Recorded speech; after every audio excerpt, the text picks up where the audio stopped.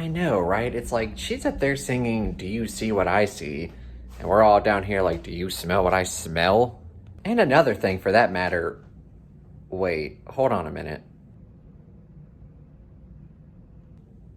What the hell? I gotta go. I'll call you right back. I've got you now, bookish drummer. What are you doing with that football, Stephen King? Heads up! Oh, shit. Good. Now I just have to drag him out of here. Fuck.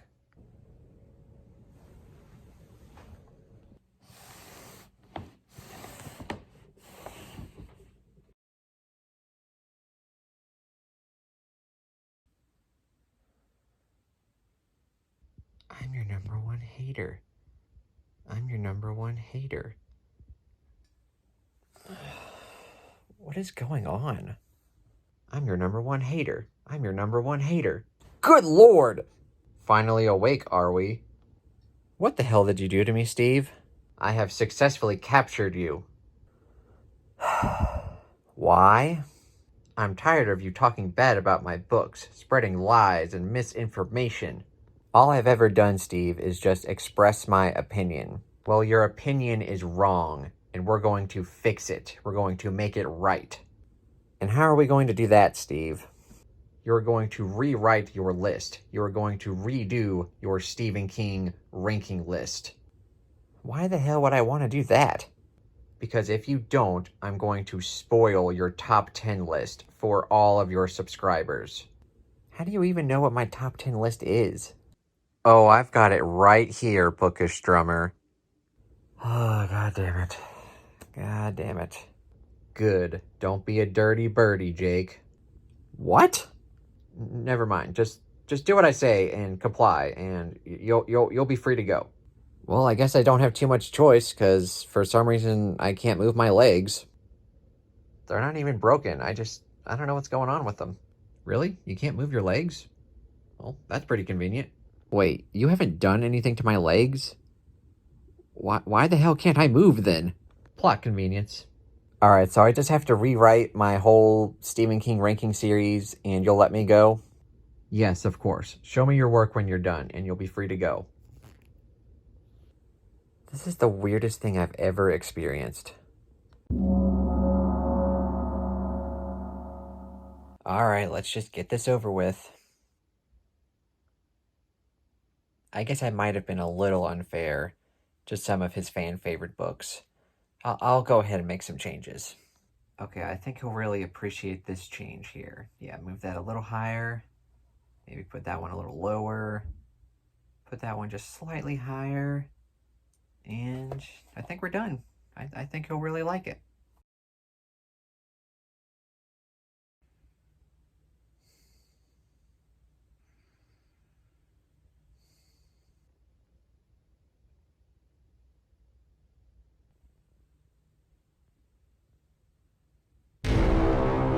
Jesus! How could you, bookish drummer? You didn't like my changes, Steve? You've been a dirty birdie. Okay, what the hell is a dirty birdie? Did you think you could just get away with your cock-a-doodie ranking list? Cock-a-doodie? Yet again, all of my books you put too low. I put it in the stand in your top 20. I mean, is that not good enough for you? They deserve to be top 10. All of my books deserve to be top 10.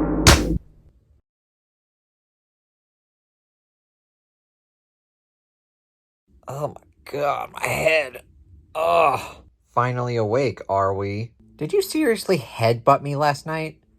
What the hell? Oh, I'm gonna do much more than that, bookish drummer. Just you wait. Just you wait. What could you possibly do that... What are you doing, Steve? Okay, this should work out just fine. Okay, calm down, Steve. We can talk through this. I'll redo my list. Oh, we're way past that, bookish drummer. Steve, you can't be serious. Don't do this. It's for your own good, bookish drummer. Steve, for God's sake, no. Ah! That's quite enough, Steven! Oh, what are you gonna do, George? Save the day? Pfft, Go back to writing your damn book. I've had just about enough of you!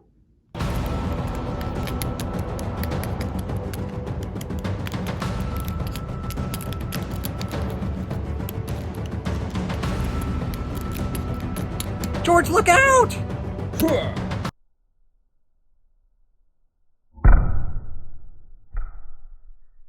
Take that, George. Wait, where did Booker's drummer go? I must get the list. I got it. No! Hey, Stephen King, what do you think about this, you crazy bastard? No! Watch it burn, Stephen King. Watch it burn. Watch it burn. No! You're coming with me, Stephen King. You're gonna go in your little prison box. And you're gonna stay there. Damn you, bookish drummer!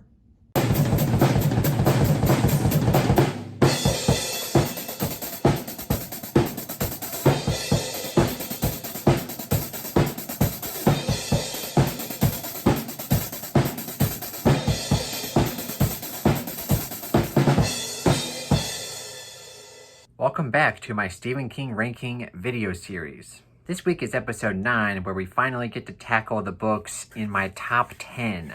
My top 10 favorite Stephen King books of all time.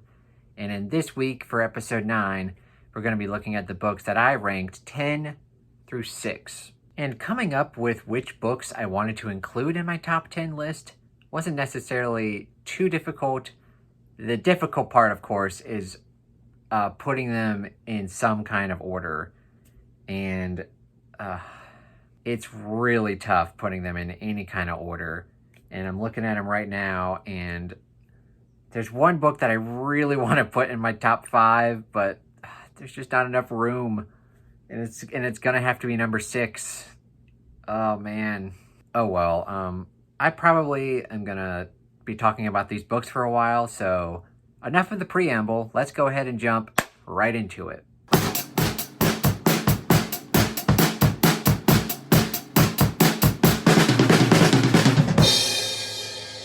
So kicking off my top 10 list for my favorite Stephen King books of all time.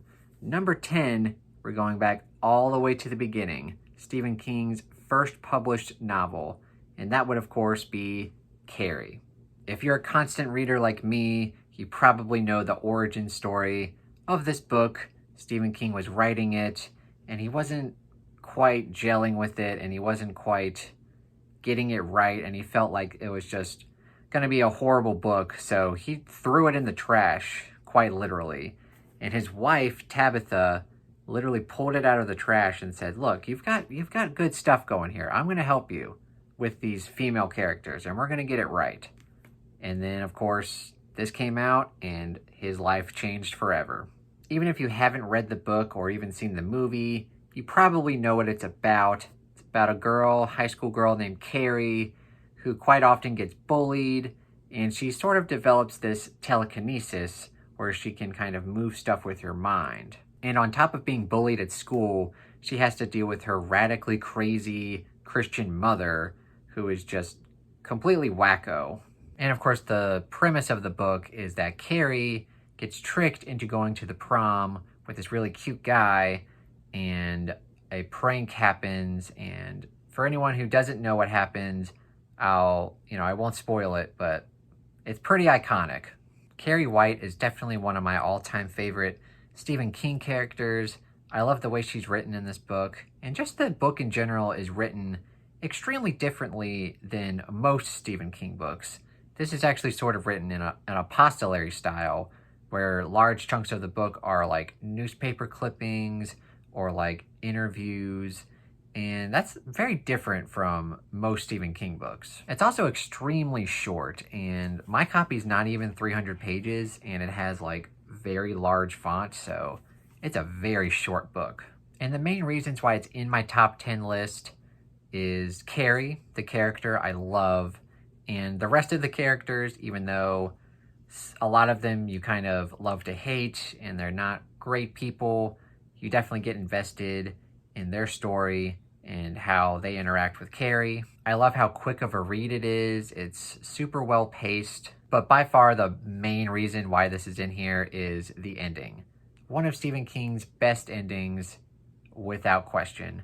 It's super cathartic, it's super engrossing, and it's honestly just one of his best endings ever, and it's extremely iconic, not even from the book, but from the movie, the original movie, and, there's been a ton of remakes, but pretty much, even if you've never read the book or watched the movie, you probably know what the ending is. The reason why I think this book has such powerful staying power, even though this book is almost 50 years old at this point, is because the character of Carrie and what she goes through, even though it's kind of pushed to the extreme, it's very relatable.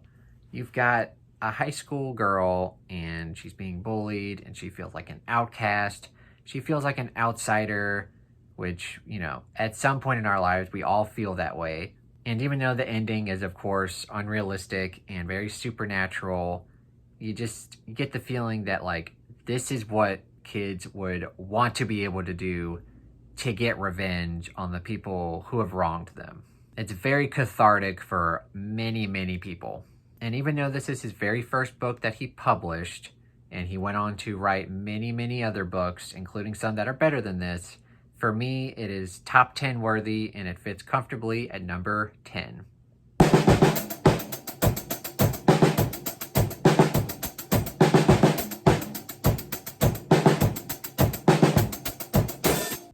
For number 9, this might puzzle some people. For number 9, I have an unusual pick. Most people who read this would put this nowhere near their top 10 list. In fact, most people would put it at the very bottom of their list.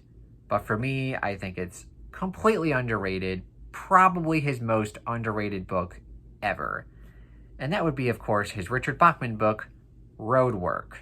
I think Stephen King is busy shaking in his prison cell right about now. You stupid idiot. No one likes that book. I don't even like that book. What is wrong with you? And I definitely put this book off for a long time because anytime I would look up any sort of official ranking Stephen King list, many, many, many people put this near the bottom, like their bottom 5 or just straight up their worst or their least favorite book. And so I put it off for a while, and I think this was probably the last Richard Bachman book I read, maybe the last or the second to last. Either way, this book completely shocked me at how much I enjoyed it. Completely shocked me. And I can completely understand Stephen King fans who only read Stephen King for horror and to be frightened and to be scared and terrified. This is in no way, shape, or form a horror book. This in no way, shape, or form has a supernatural element to it. It's very grounded in reality, and it's very much a character study, and it basically has no plot. So I can understand why why some Stephen King fans don't like it. But even Stephen King fans who seemingly love everything he writes, even more of his literary stuff, even they don't like this book. And I don't get it. I think it was terrific. Basically, the only thing you really need to know about this book going in, and basically what you learn in the prologue, is that there's a guy named Bart Dawes who owns a laundromat, and the city wants to build a highway system that goes directly through his laundromat, and he doesn't want that to happen, and he is trying to deal with it. And that's basically it. I know it sounds terrible, but it's Stephen King. You just got to trust him. It's just a really good and compelling character study about this dude named Bart Dawes, who's very bitter, and he's got very weird sets of problems and issues that he's dealing with. And it takes place in about a couple months, I think, and it's just him kind of dealing with life, trying to deal with the situation he's in. And I just thought it was super compelling, and no one else does. So I definitely feel that this book is his most underrated book ever, because even though there are some books that aren't very popular, even the Stephen King fans who have read those books, they love them, right? And there's a book that I'll probably get to for my number 6 spot that's like that, where people, not a lot of King fans have read it, but the King fans who have read it love it. With this book, the King fans who have read it and who do know of it, which are very few in between, they don't even like it.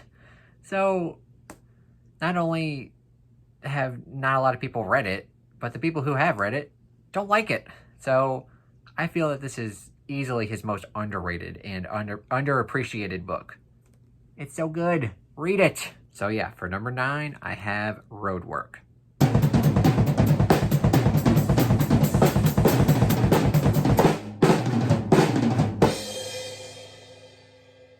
And for number 8 on my list, we have Stephen King's best short story collection, at least in my opinion, and that would be his very first short story collection, Night Shift. This cover actually makes sense if you read the story. So like I said, this is his very first short story collection that he published.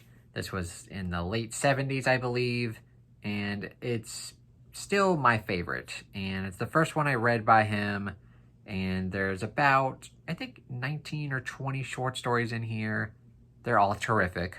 These short stories are definitely some of his best horror and suspense short stories, whereas a lot of his newer short story collections, they do have horror stuff, but they have a bit of literary and different kind of genre blends to them, where this is basically just horror. And also, I very much appreciate that these short stories are actually short. Like I said, there's about 20 short stories in here, and it's only like a 300-page book. A lot later in his career, he would go to write my least favorite short story collection, Nightmares and Dreamscapes, where there's about the same amount of short stories, but it's like a 700-page book, which is just ridiculous. These short stories are, very, they're short and they're well paced and they have good payoffs.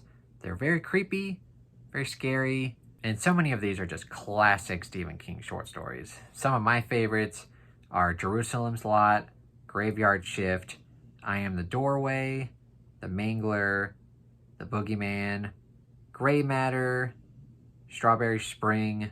Quitters Inc. is probably my favorite Stephen King short story. I love that one. I Know What You Need, Children of the Corn, The Last Rung on the Ladder. I could go on forever and just, name all of them. They're all just terrific. And while some of his other short story collections have short stories that I like more than this one, this is definitely the most consistent, where from start to finish, all of the short stories are great. And some of his other ones, they have really good ones, but then they also have really bad ones. This is just consistent all the way through. And this was the very first short story collection I read by him, and this has always been my favorite. It's always been in my top 10. For a while, it was in my top 5, but after reading some more of his books, it's lowered down a little bit, and I have it at number 8.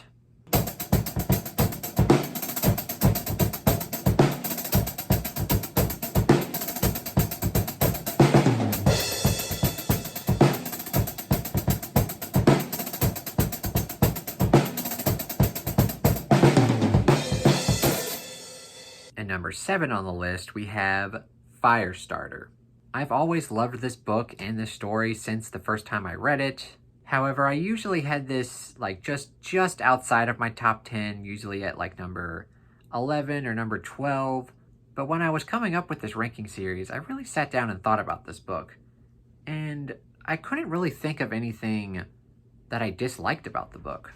And basically it has everything that I want out of a Stephen King novel. It has compelling main characters, especially in the daughter and father duo, Charlie McGee and Andy McGee. And it's got a very cool premise. You got this little girl who's able to start fires with her mind, pyrokinetic. Very cool. This is easily one of King's best paced books by far. It's only 400 pages, and he manages to pack in so much information and plot and character development in here, and not a wasted page, not a wasted word. I feel like if he would have wrote this book a lot later in his career, this could have ended up being like a 700-page mess, but it's extremely well paced, and every time I read this book, it flies by for me. And the villains in here are even interesting. Sometimes, even if you get a really good Stephen King book, the villains aren't necessarily top-notch, but the villains in here are compelling. And you definitely feel the tension for the characters. You feel that their lives are definitely in danger. And the ending is, of course, one of his all-time best endings. Not only is it emotional and emotionally impacting, it's also very cathartic. Easily one of Stephen King's best endings, and this is an ending that I point to a lot when people say that Stephen King writes terrible endings. Of course, you know, he is guilty of that, but he's also very capable of writing terrific endings, and this is no exception. I would say that this is less of Stephen King writing a horror book. I would say it's much more of a sci-fi book. And I know that Stephen King has written books with aliens and whatever, but if I had to choose like his best sci-fi book overall, I would probably go with this one, because this is basically just a sci-fi thriller. Very little horror, I would say. So like I said, I pretty much couldn't come up with a complaint for this book. It's just a terrific Stephen King book and a perfect example of a classic Stephen King book that is just a terrific read. Terrific.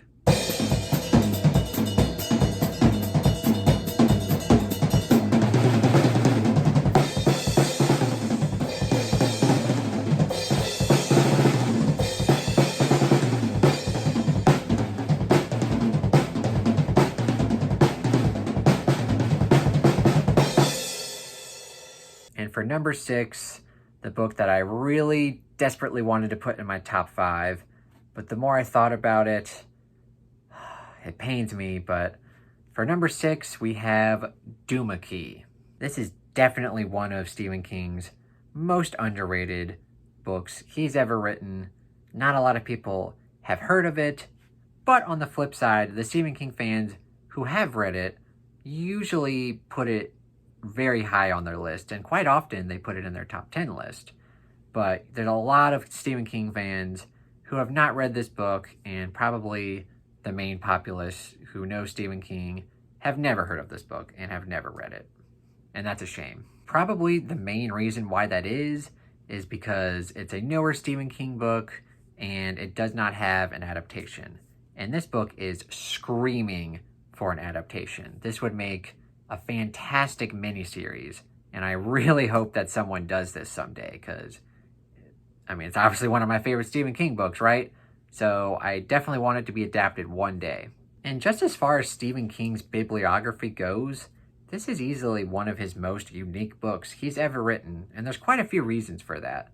The first reason would be that it's written in first person, and most Stephen King books are not written in first person.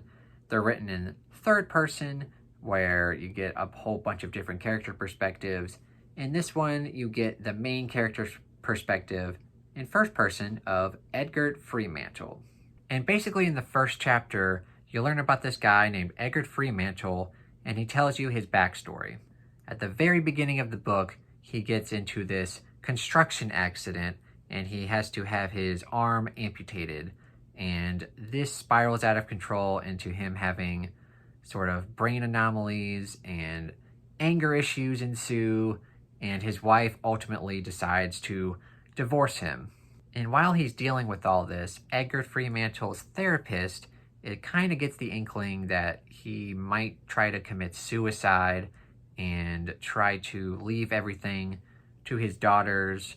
And he basically tells Edgar, like, look, if you do this right now, your family is going to know that you did it on purpose, even if you try to hide it as well as you can. And so he gives Edgar this idea that a lot of people, what they do, they go to a completely different location, completely different place to kind of get away from everything. And so Edgar decides to go to Douma Key, Florida. And the therapist also tells him that he should try to reconnect with an old hobby. And Edgar says, well, I used to draw. So he packs up and moves to Douma Key, Florida, and he decides to pick up his old hobby, drawing. And eventually he starts to learn how to paint with only one arm.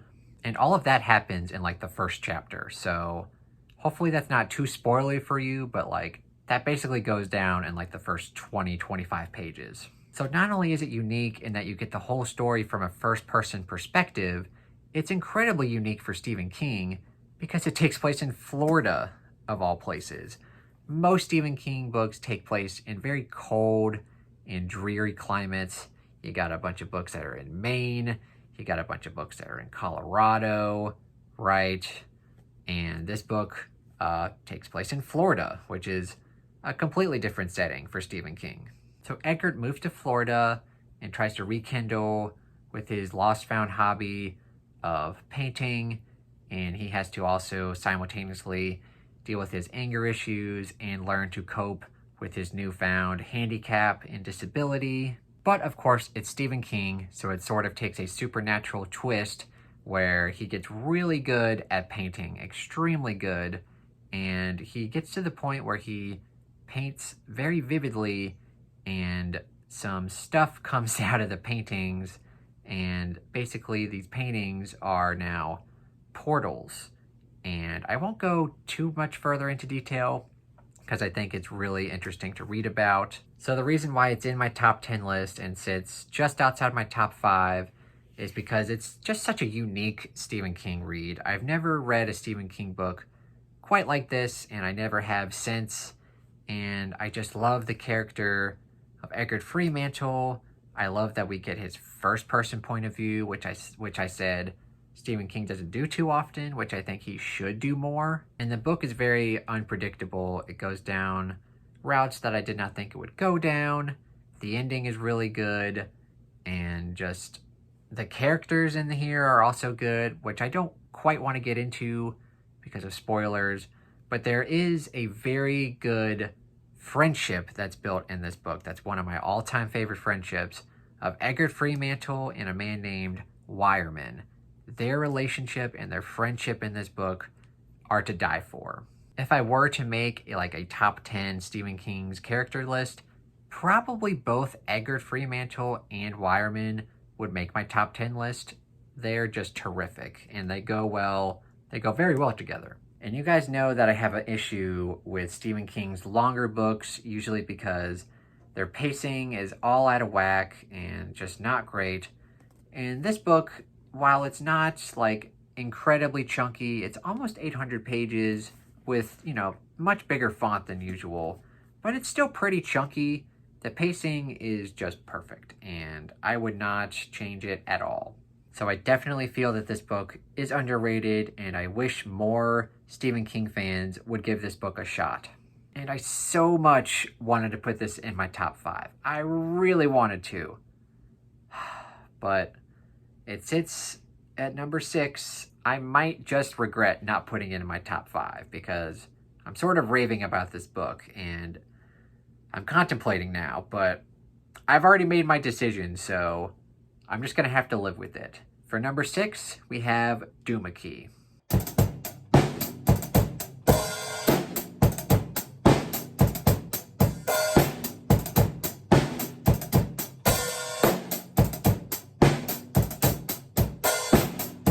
Alright, that concludes episode 9 of my Stephen King ranking video series, where I take a look at the books that I ranked 10 through 6.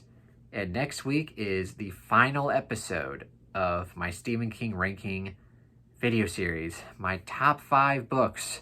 My number 5 book, my number 4 book, my number 3 book, my number 2 book, and of course, my number 1 all-time favorite Stephen King book. What is it going to be? What is it going to be? What is it going to be? I'm super excited to bring that to y'all next Friday, and I'd love to see what you guys think of it, of course. I'm sure everyone will have opinions of what my top 10 are, what my top 5 are, what isn't in my top 10, what isn't in my top 5. I love chatting with you guys about my picks and what your opinions are in the comments below. So please feel free to leave your opinions and I will get to them. Say what you will about my top 10 list. Say whatever you want, but you can't say that it's not unique and that it's not original. I'm not just rehashing everyone's Stephen King list, right? I'm not saying, oh, The Shining, Pet Sematary, It, The Stand, 11/22/63. Oh, look at my list. I love all these books. Nope. These are my favorites, and I am 100% honest with you guys. Anyways, what did you guys think of my picks for this week? Did I mention any of your all-time favorite Stephen King books? Did I mention any of your least favorite Stephen King books? Are you interested in reading any of these for the first time? Either way, let me know down in the comments below. And of course, if you enjoyed this video, please give it a thumbs up and consider subscribing to my YouTube channel. Thank you so much for watching and have a terrific day. Oh, by the way, anyone wondering what happened to George R.R. Martin? He's fine. He's just resting. He did take a bit of a fall from fighting Stephen King and, saving my life.